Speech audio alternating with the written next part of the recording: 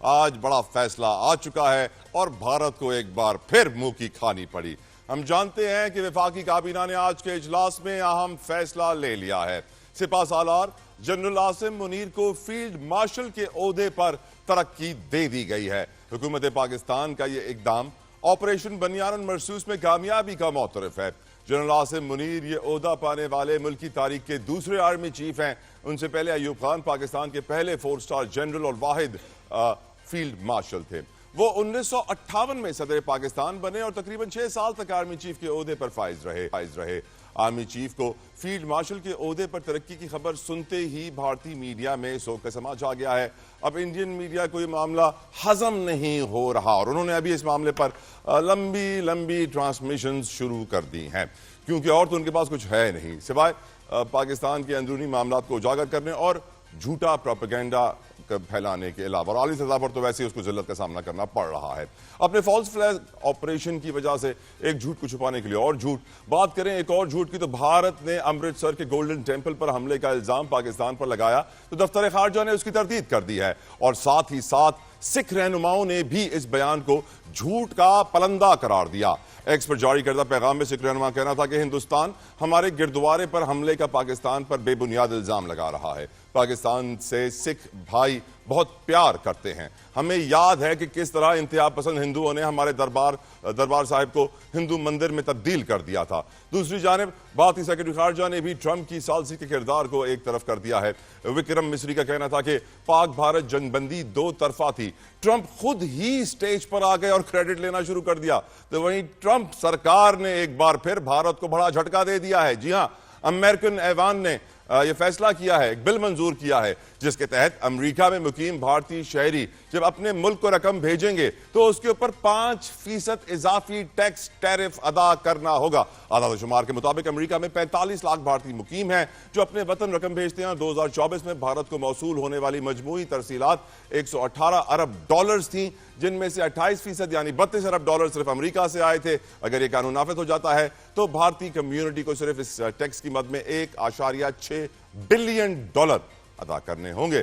یقیناً اس کے اوپر بھی آج کے پروگرام میں بات کریں گے، سیاسی معاملات کی بات کریں گے۔ تحریک انصاف کی قیادت کسی بڑے احتجاج کی پلاننگ میں مصروف نہیں ہے۔ بتایا جا رہا ہے ذرائع کے مطابق بانی کی ابھی تک کسی بڑے دھرنے کی کال نہیں موصول ہوئی، جبکہ بیرسٹر گوہر کا آج کہنا تھا کہ دعا ہے جلد بانی پی ٹی آئی کو رہائی مل جائے کیونکہ وہ ناحق قید میں ہیں۔ عدالتی معاملات کا رخ کریں تو آج بھی مخصوص نشستوں سے متعلق سپریم کورٹ میں سماعت ہوئی، جہاں 2 ججز کا اختلافی نوٹ موضوع بحث رہا۔ جسٹس محمد علی مظہر نے 6 مئی کا حکم نامہ پڑھوایا اور بولے دونوں ججز نے درخواستیں ناقابل سماعت قرار دے کر خارج کر دی تھیں۔ جسٹس امین الدین خان بولے کل بھی بتایا تھا کہ ان 2 ججز کی اپنی خواہش تھی کہ وہ بینچ میں نہیں بیٹھیں گے۔ جسٹس مسرت ہلالی نے کہا اختلافی نوٹ لکھنے والے ججز نے تو میرٹس پر بھی بات کی ہے۔ وکیل بولے ان 2 ججز نے فیصلہ کیا ہی نہیں ہے، 13 رکنی فیصلے پر 11 ججز نظر ثانی نہیں سن سکتے۔ اس کے اوپر آج کے پروگرام میں گفتگو بھی کریں گے، لیکن آف کورس سب سے پہلے بات ہوگی جو ہماری کابینہ کا بڑا فیصلہ ہے، آرمی چیف کو on the rank of field martial.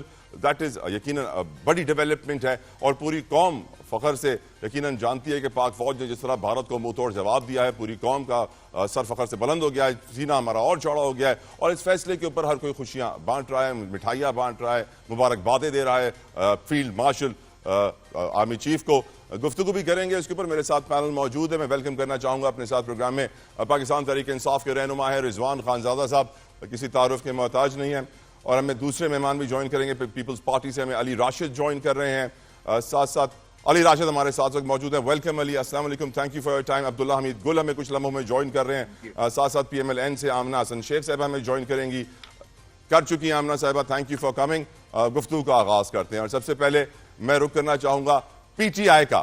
رضوان صاحب، میں سمجھتا ہوں کہ فیلڈ مارشل کا عہدہ ملنا آرمی چیف کو پوری قوم کے لیے بڑی اچھی پازیٹیو نیوز ہے۔ جس طریقے سے آرمی چیف نے بھارت کو منہ توڑ جواب دیا، معاشی حالات کو سنبھالا، ملک کو ڈیفالٹ سے بچایا، سیاسی معاملات بھی ہم دیکھ رہے ہیں کہ اب سلجھ رہے ہیں۔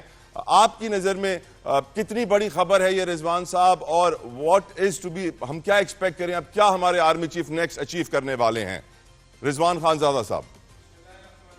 ایاک نعبد و ایاک نستعین، طلعت جوتائی صاحب بہت شکریہ۔ میں آرمی چیف صاحب کو پاکستان تحریک انصاف کی طرف سے مبارکباد پیش کرتا ہوں. میں پوری فوج کو مبارکباد پیش کرتا ہوں پی ٹی آئی کی طرف سے. جس طرح فوج نے پوری قوم کا سر جو ہے فخر سے بلند کیا ہے انڈیا کو منہ توڑ جواب دیتے ہوئے, اور ہمیں آرمی چیف سے, اپنی فوج سے بہت سی امیدیں وابستہ ہیں. ہماری پوری قوم کو وابستہ ہیں. پوری پی ٹی آئی کے ورکر آرمی چیف کا انتظار کر رہے ہیں کہ جس طرح آرمی چیف نے پوری دنیا کے مسائلوں کو دیکھا, پاک فوج کی طرح لے کے چلے, سپہ سالار کا کردار ادا کیا, تو میں یہ سمجھتا ہوں کہ آرمی چیف صاحب اس وقت پی ٹی آئی کے مسئلے حل کریں گے. پی ٹی آئی کے قائد, پی ٹی آئی کے بانی, پی ی آئی کے چیئرمین عمران خان صاحب کو بھی رہا کریں گے. پی ٹی آئی کی تمام قیادت کو رہا کریں گے. پی ٹی آئی کے ورکروں کو رہا کریں گے. پی ٹی آئی پاک فوج کے ساتھ ہے. یہ ملک بھی ہمارا ہے, یہ فوج بھی ہماری ہے. ہم ان کے ساتھ ہیں, ہم ان کے ساتھ کھڑے ہیں, انشاءاللہ تعالیٰ کھڑے رہیں گے. بالکل ٹھیک, یعنی آپ نے کہہ دیا کہ انٹرنل معاملات میں بھی جو کچھ چھوٹی موٹی چیزیں رہ گئی ہیں ان کو بھی آرمی چیف, ہمارے نئے فیلڈ مارشل آنے والے وقت میں سلجھا دیں گے. علی راشد, اب آپ کی نظر میں کتنی بڑی خبر ہے یہ؟ کیا امپیکٹ ہوگا اس کا؟ بھارت اس خبر کو کیسے دیکھ رہا ہے؟ اور کیا جو ہمارے پی ٹی آئی والے بھائی خواہش کر رہے ہیں کہ اب انٹرنل پولیٹیکل میٹرز بھی ریزالو ہو جائیں گے؟ یور ویوز آن اٹ علی راشد. اعوذ باللہ من الشیطان الرجیم, بسم اللہ الرحمن الرحیم.